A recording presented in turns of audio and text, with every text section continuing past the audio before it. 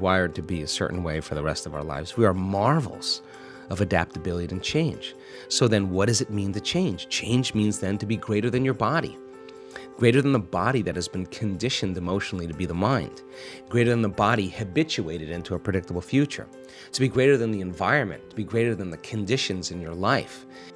Hello guys! We all behave in a certain ways in different life situations, and for the most of the time, that behavior is automatic. But if you start applying the knowledge you will get here by Dr. DISPENZA, you will master your entire life. You are the creator. Your thoughts and feelings affect the life that you live.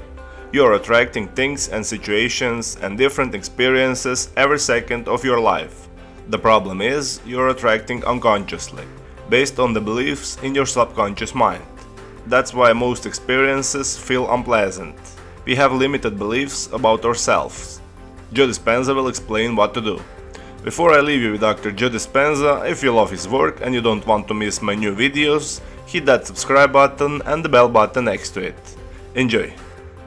And if you're not being defined by a vision of the future and you wake up every morning, it makes total sense then when you see the same people and you go to the same places and you do the exact same thing at the exact same time.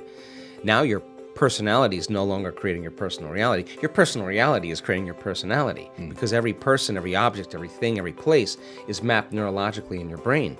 And since you've experienced your boss, since you've experienced your coworker, since you've experienced your ex, the moment you've experienced them at some point, there's an emotion associated with them. So then all of a sudden people wake up and they're not aware of this, but their environment is influencing the way they think and the way they feel. So when things are going good, they feel good. When things are bad, they feel bad, which means they're victims to their environment. Why are you unhappy? Well, this person made me unhappy, which means unconsciously, that person is actually controlling the way I feel and the way I think. Now I'm a victim to that circumstance. So to change then is to be greater than that environment. So then you would have to reprogram the way you'd think and the way you'd feel to no longer return back to the same state of being. Now that's the mastery, because it isn't just having a great meditation and then getting on the freeway and flipping everybody off or judging your coworker. Right. You just return back to the old self. You got to be able to maintain that modified state of mind and body your entire day. And if you can, get ready, because weird things are going to happen in your life. So the person who's starting to try it out in a curious way, like, let's just do the experiment. Let's just see if I change my energy, I change the way I think I feel, is there going to be some effect in my life? When they start seeing that, they're no longer like, oh, I got to go create my, my life today. They're actually excited to do it because they don't want the magic to end. They want to keep it going. Now, that's when it gets kind of cool, because this is when you start believing in yourself. And when you believe in yourself, you believe in possibilities, right? When you believe in possibilities, you got to believe in yourself. When you stop believing in possibilities, you can't believe in yourself. So people are waking up and going, wow, it doesn't matter your skin color, it doesn't matter how rich you are, it doesn't matter how healthy you are, it doesn't matter how young you are, how old you are, how in shape, out of shape. Not even if you've ever meditated before. It doesn't even matter. It's a formula. And you don't need 40 years of dedication to meditation to get it. You just got to understand the formula. And like playing ping pong or hitting a golf ball or dancing the salsa, you're going to figure it out sooner or later, and it's going to get easier and it's going to get fun. That's what we want for people. I assert that if you're not in the present moment, you're running a program, right? And paying attention is being present. And it's a skill just like anything else. The more you practice it, the better you get at it. And you know when someone's present with you in your life because they're paying attention to you. And you know when they're not present with you because they're not paying attention to you. So, where you place your attention is where you place your energy. So if you have all of your attention in the present moment, you're conserving a lot of energy to create with. If I'm talking to you and you're thinking about where you're going to go for lunch and who you're going to go with and how you're going to get there, and I'm talking to you, you left the present moment and your attention went to some future. And your energy will go down and you won't be able to comprehend what I said. If you start thinking about what you should have said at the staff meeting 3 days ago, and I'm talking to you and your mind is back in the past, you're siphoning energy out of the present moment into the past. So people are constantly siphoning their energy into a familiar past or a predictable future because that's where their attention is. And the stronger the emotions that we feel to certain problems and conditions in our life, the more we pay attention to them.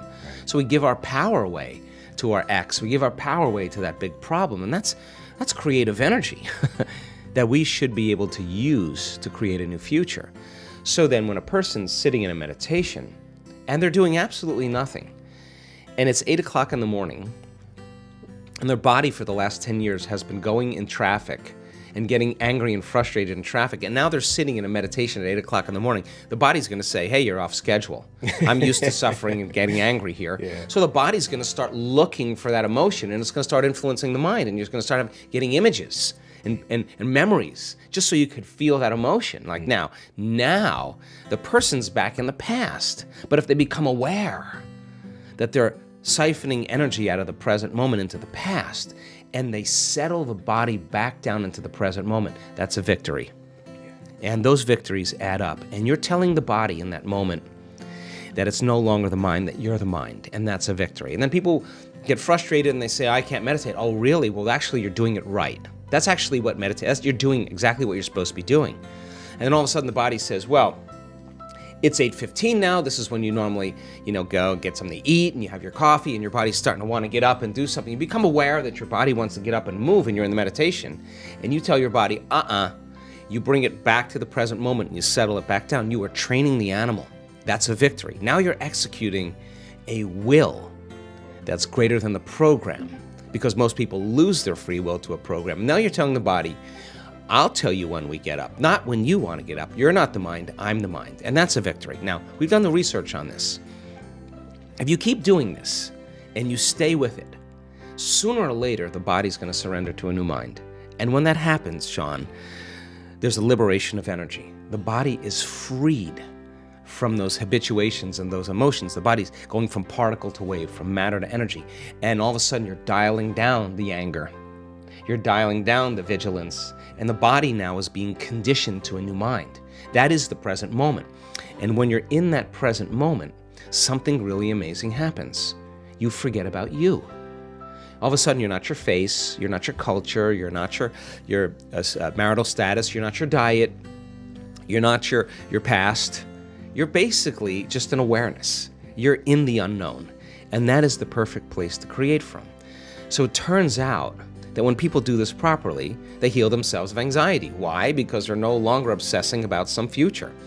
When they find the present moment, they heal from their depression because they're not a bit hopeless and powerless in their past. The body's conditioned now. And so then, when they overcome themselves in their meditation and they step out into their life, they are more present. They can connect. They are more patient. They are more loving because they overcome the animal part of themselves. And the beauty behind that is that all of a sudden, you're not predictable. All of a sudden, something's different about Sean. He's not, I'm noticing he's not behaving the same way. You're out of the known, right? You're in the unknown. And all of a sudden, people, it's no longer what you're saying to them. It's who you are. They're just kind of scratching their head going, hey, he looks like he's really happy. I want some of that. And now we're out of the philosophical, theoretical realm. We're in the practicum, which is where really the magic happens. So the eternal present moment, the sweet spot of the generous present moment, is the place we can create from. And when we're there, we disconnect from our bodies. We become nobody. We disconnect from people in our lives. We're not thinking about our ex or our boss. We are no one. We're not thinking about our cell phone or our computer. We are no thing. We are not thinking about where we live, where we work, where we sleep. We are nowhere. And we're not thinking about the predictable future and the familiar past. We're in no time. And when you're disconnecting or dissociating from everything known, you're in the unknown, and that's where the magic happens. Meditation means to become familiar with. That's exactly what that symbol means, familiarization. So if you're sitting in your meditation and your brain is going, you can't quit, it's too hard, you're becoming familiar with those thoughts, that's a meditation. There's no such thing as a bad meditation. There's just overcoming yourself. You're sitting there and your body wants to get up and do things and check your email and check your texts, and you become aware that it's doing that, and you become familiar with that, you're in a meditation. If you're realizing that you're angry and frustrated and resentful and all you're doing is sitting there, that's in there. Now you're becoming familiar with that old self. That's a good thing. And if you start saying, what thoughts do I want to fire and wire in my brain, and you keep firing and wiring them, you're going to become familiar with those. You start reviewing who you're going to be when you open your eyes, and you keep reviewing it, reviewing it. You keep firing and wiring, it's going to become familiar to you. And if you trade resentment and impatience for gratitude and freedom and joy, and you start making those chemicals in your meditation every single day, I swear to you, you'll get familiar with that. So the process of change is unlearning and relearning. It is breaking the habit of the old self and reinventing a new self. And we use meditation as a way to change our brain and body to be different, be greater than the environment, be greater than our emotions and habits, and be greater than the predictable future and the familiar past. So meditation is a way then to get us in the right state of mind and body. So when we present ourselves to the world, we're a better expression of it. And then practicing and staying aware your entire day so that you can actually master something about yourself. Now, what's the side effect of that? You're more in love with you because you overcame you. And as you overcome, and you keep overcoming, you're going to become somebody else. And so the beauty behind that is then your life begins to change in really mysterious and unusual ways. And people say, oh my God, I was so happy I forgot about my back pain or my neck pain, or I forgot about my food allergies, or whatever people are dealing with. Something biologically shifts in them, and they're freer. They're more whole. They're less separate. They feel more pleased and satisfied with themselves, and they really don't care what people think of them. And they really stop judging other people because they're not judging themselves any longer. So you could only talk around these concepts. You really have to really apply them to really begin to see the fruits of your efforts. But